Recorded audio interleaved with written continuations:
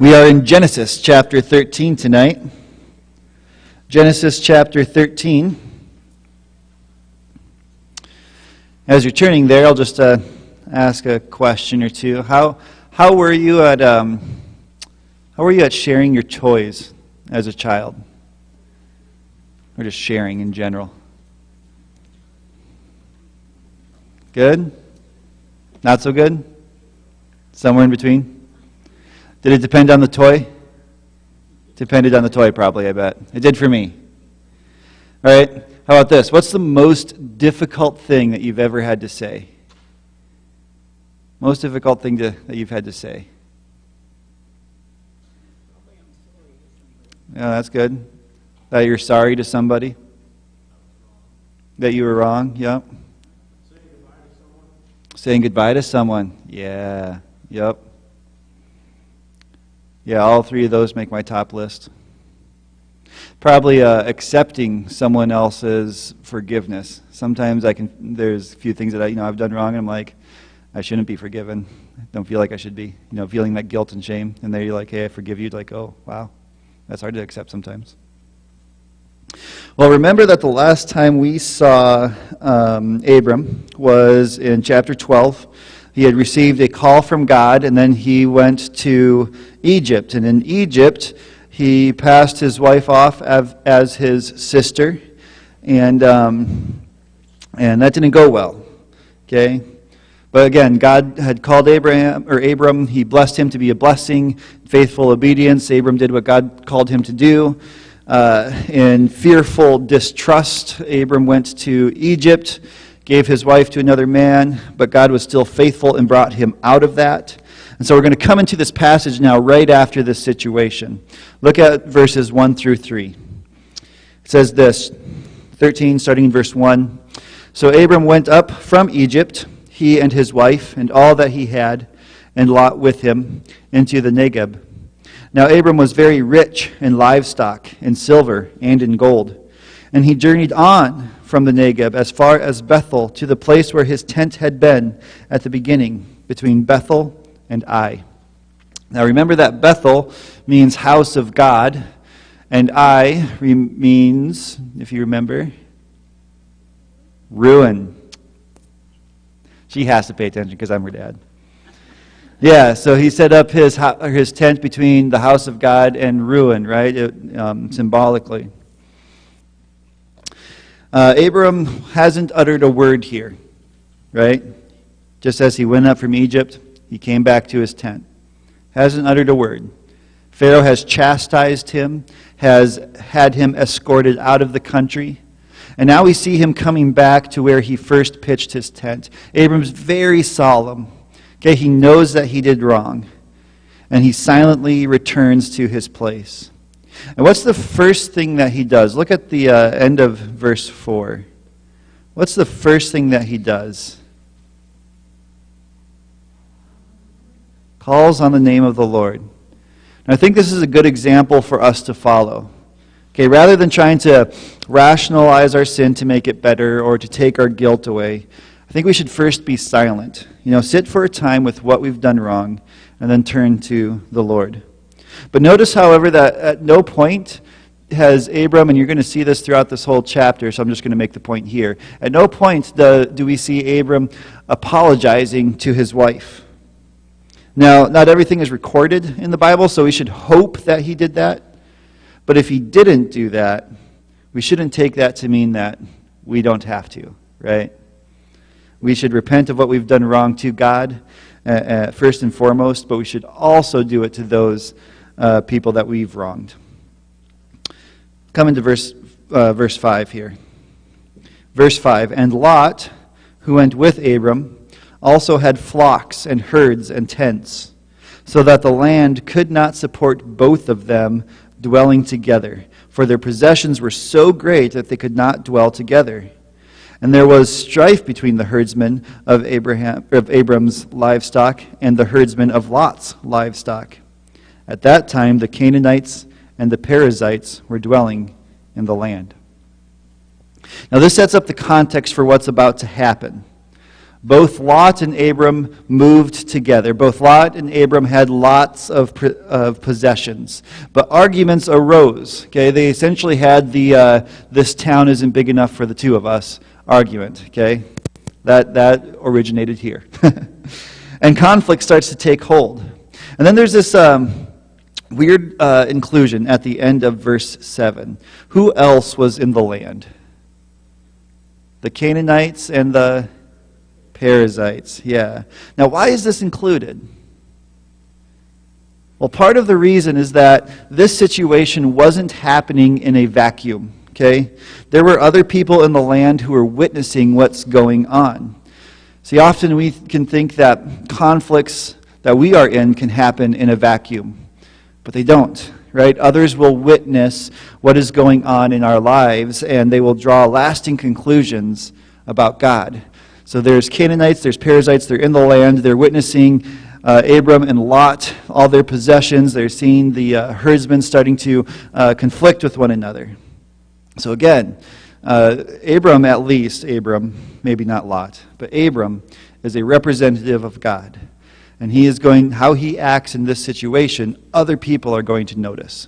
It's the same thing for us. I say this often, okay? How we act, what we say, what we do, we are representatives of Christ. If we follow Christ, we should act a certain way, because that says something about Christ. So this sets up the context. There's going to be conflict here, or is there? Let's find out. Verse 8. Then Abram said to Lot, "Let there be no strife between you and me, and between your herdsmen and my herdsmen, for we are kinsmen. Is not the whole land before you? Separate yourself from me. If you take the left hand, then I will go to the right. Or if you take the right hand, then I will go to the left." So if you're faced with a similar choice, if you had lots of possessions, you had land in front of you, if you had a similar choice, would you have followed Abram's example or Lot's example?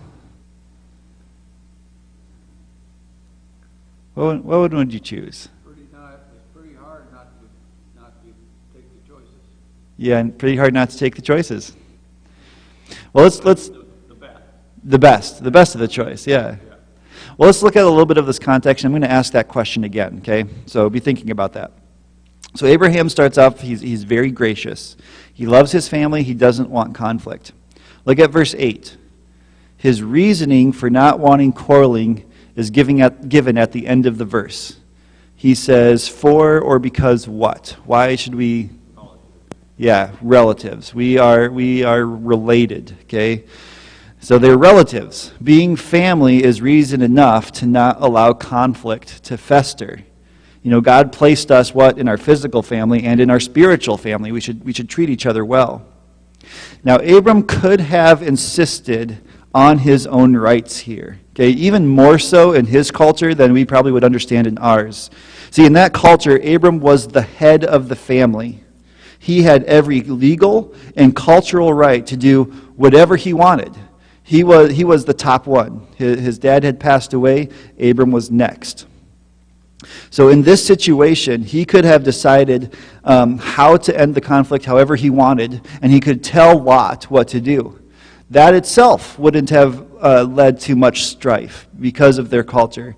If I can try to make an example, if it was me and my brother, and I was the older one, I could say, my youngest brother's David. So David, you take that one, I'm taking this one. And he might not have liked it, but I was the oldest. I had every cultural, legal right. He just would have fallen in line, okay? And that wouldn't have led to much down the road either, because again, that culture is that Abram was the authority in this situation. But Abram gave a choice to Lot instead. You know, I've said this before too. Christians too should not insist on their own rights, but gladly yield to others. In fact, just take a second, go to Romans chapter 12. This is the first passage I did a sermon on in this church. Romans 12, starting in verse 9.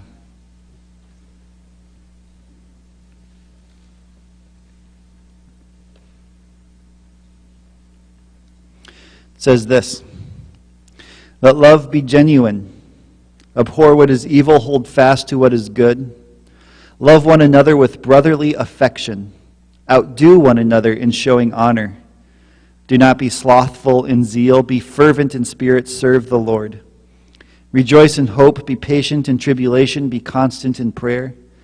Contribute to the needs of the saints and seek to show hospitality. Bless those who persecute you. Bless and do not curse them. Rejoice with those who rejoice. Weep with those who weep. Live in harmony with one another. Do not be haughty, but associate with the lowly. Never be wise in your own sight. Repay no one evil for evil, but give thought to do what is honorable in the sight of all. If possible, so far as it depends on you, live peaceably with all. Beloved, never avenge yourself, but leave it to the wrath of God, for it is written, 'Vengeance is mine, I will repay,' says the Lord. To the contrary, if your enemy is hungry, feed him. If he is thirsty, give him something to drink, for by doing so you will heap burning coals on his head. Do not be overcome by evil, but overcome evil with good." You know, I think if we would each wake up every morning and read that right away, our lives would probably be a whole lot different. But what Paul shares comprehensively here is what Abram showed by example back in Genesis. Honor others above yourself.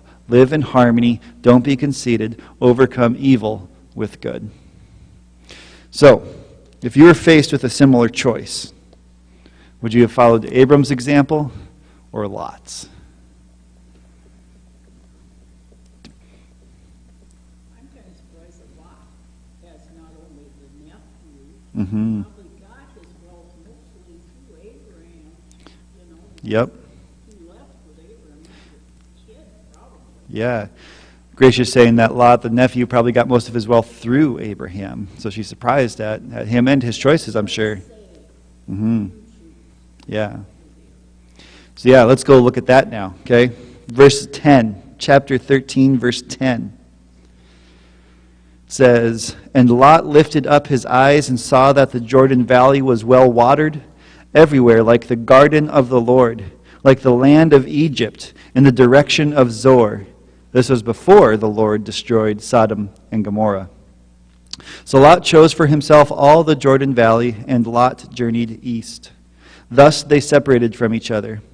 Abram settled in the land of Canaan, while Lot settled among the cities of the valley and moved his tent as far as Sodom. Now the men of Sodom were wicked, great sinners against the Lord. How do you think Lot felt about Abram's idea? Do you think he felt terrible that Abram was like, "Hey, you choose one and I'll choose the other"? Delighted? Guilty? Relieved? Maybe relieved? Puzzled, torn, surprised. Maybe a bit of some of those, Probably felt thankful. Thankful. Yeah, probably felt thankful. But no matter how he felt, how he acted, was kind of selfish, right? He looked at the best and he chose the best.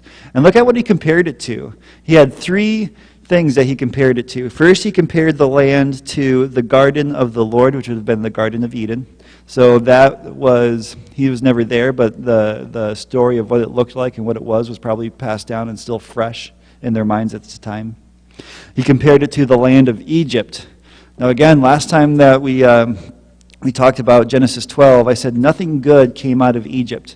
And here's one of those things that I pointed to.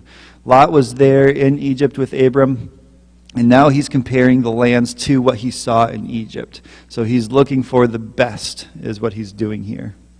And then he looked at the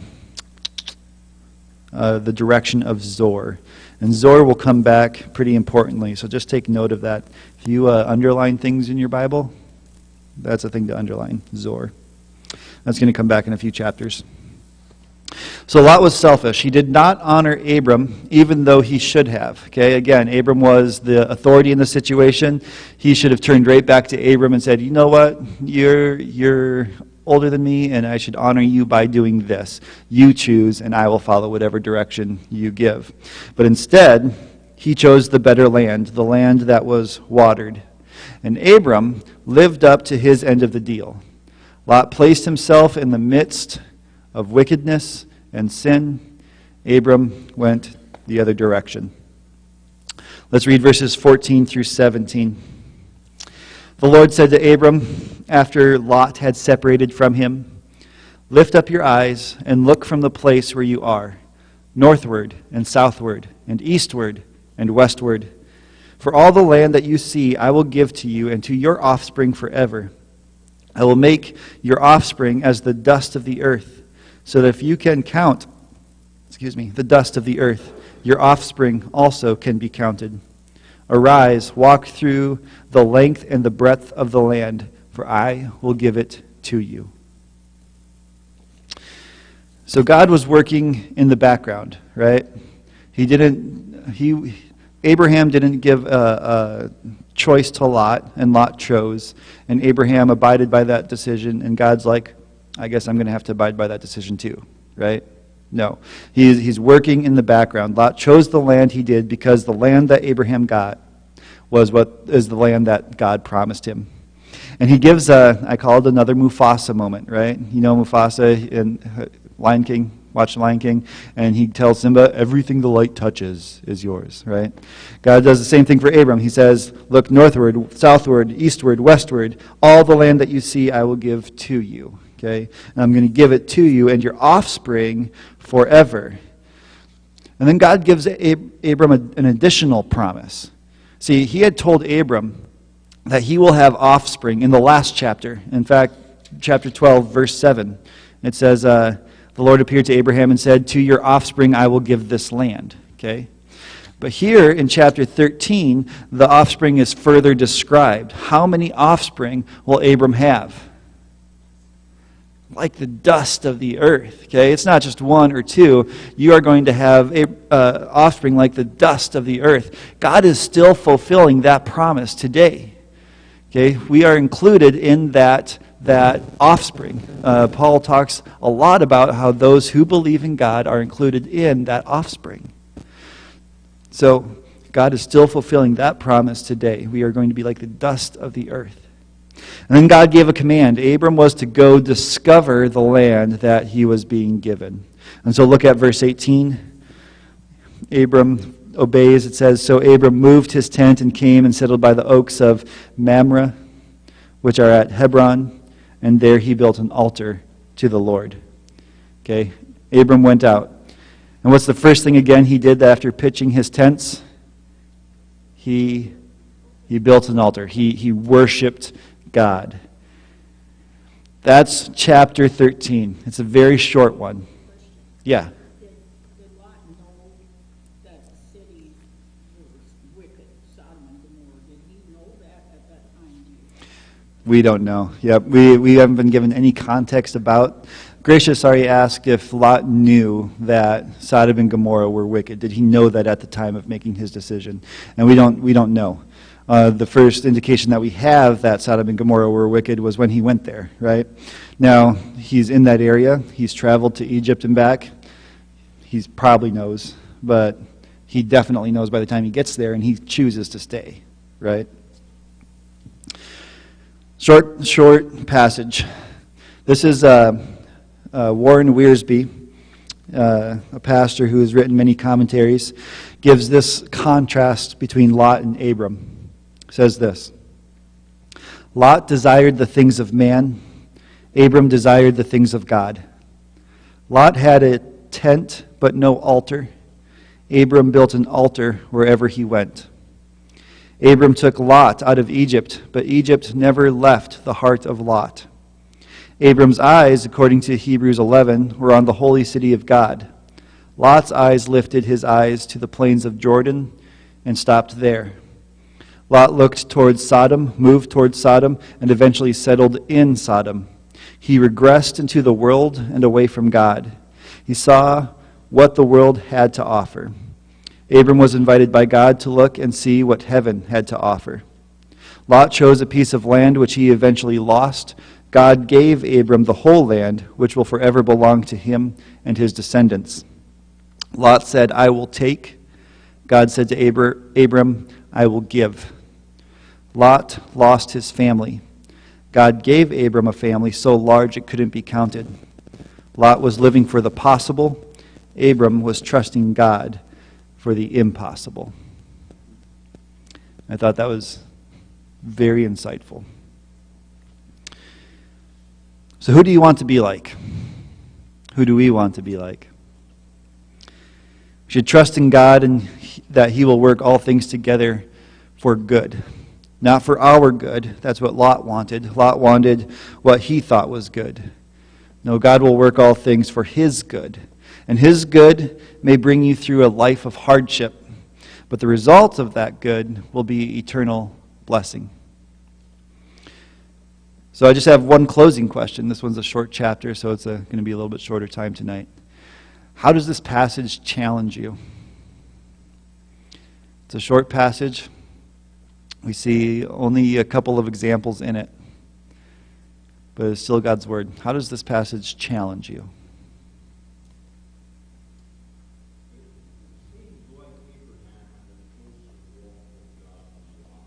Mm-hmm. Since Lot was his nephew, he might have been younger at the hospital.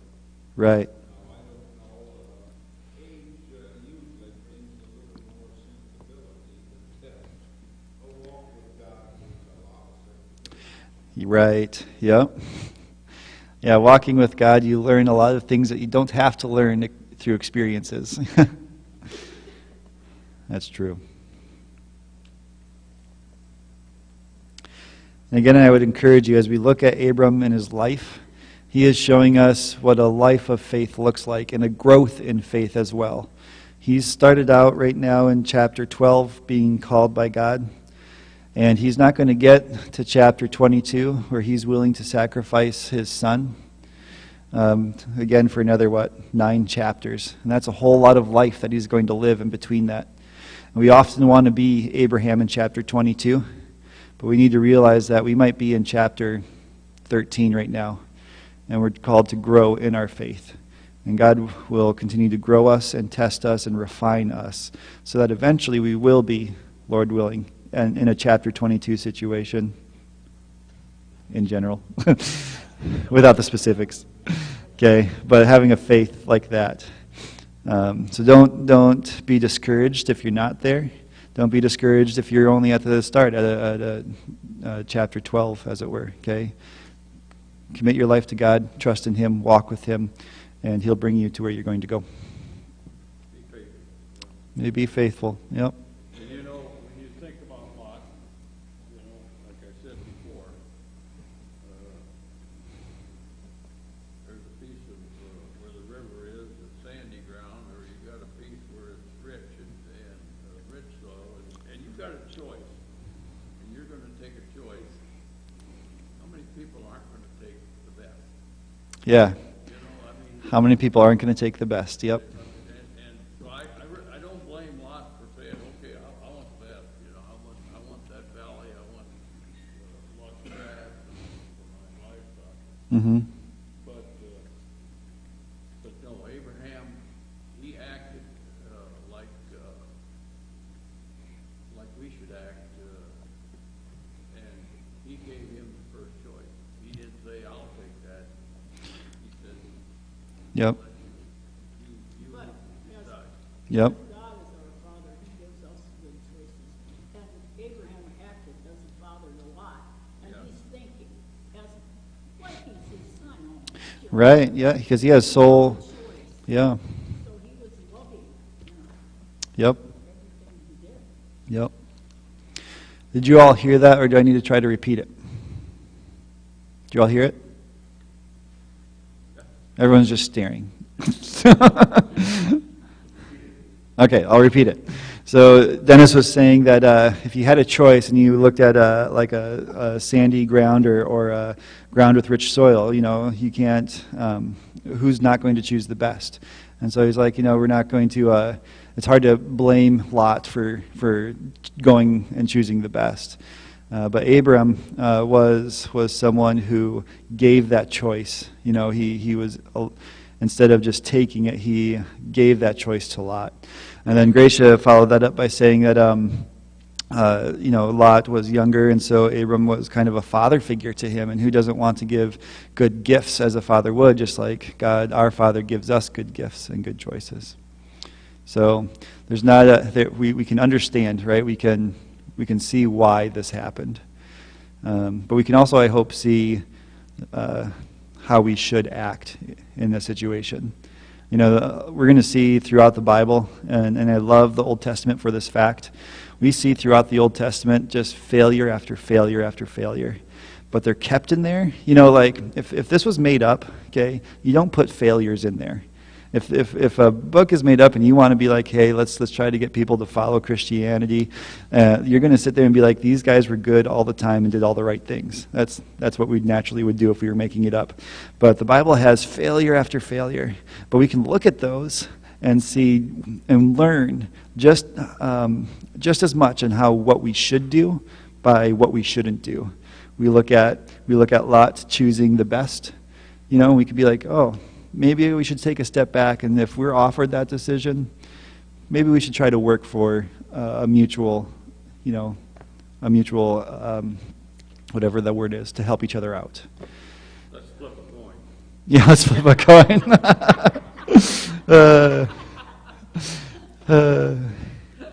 So, all right.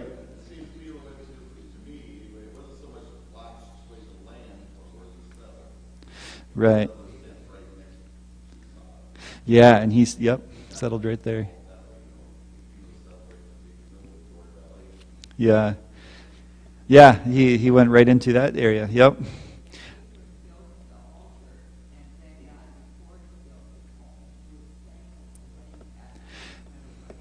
Yeah, that's good too.